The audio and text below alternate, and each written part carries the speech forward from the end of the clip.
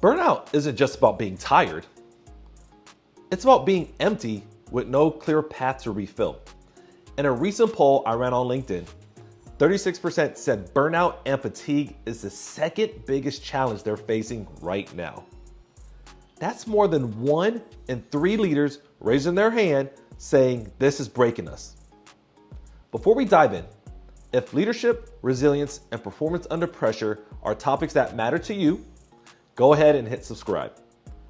Every week, or at least every other week, I share strategies that you can use to strengthen your mindset and protect your energy so you can lead at your best.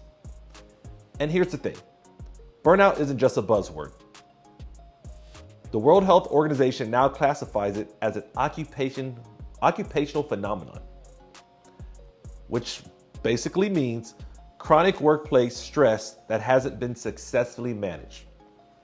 Gallup found that burned out employees are 63% more likely to take a sick day and 2.6 times more likely to be actively looking for another job. So this isn't just a personal issue, it's an organizational performance issue. And I'll be honest, early in my law enforcement career, I thought, because that's the way I was trained, I thought pushing through exhaustion was a badge of honor.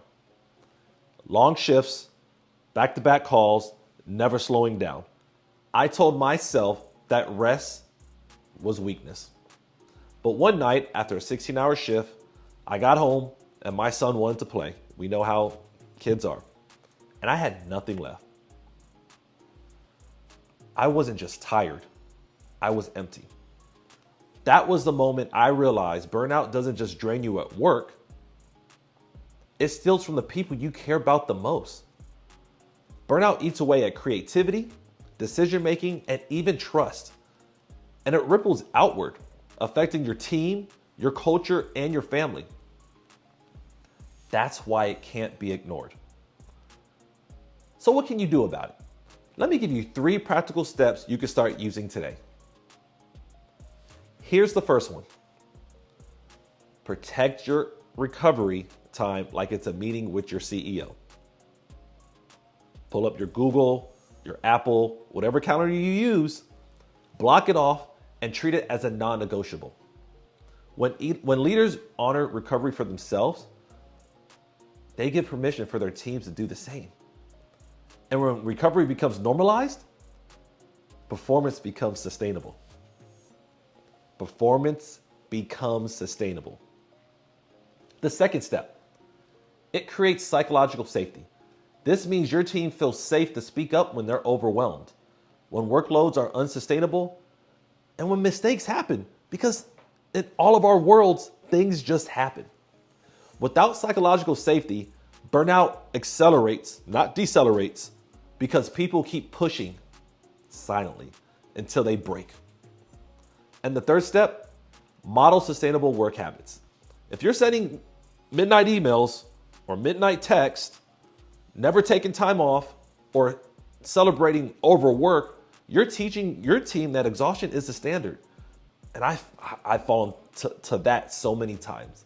Instead, model boundaries, protect your weekends, take real breaks, because your team will minimize what you normalize.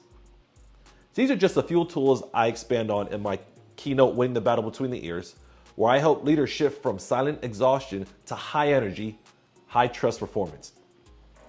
If burnout is showing up in your team, or even in you, now's the time to act. Protect your energy, protect your results. As I said on my LinkedIn video twice, protect your energy, protect your results.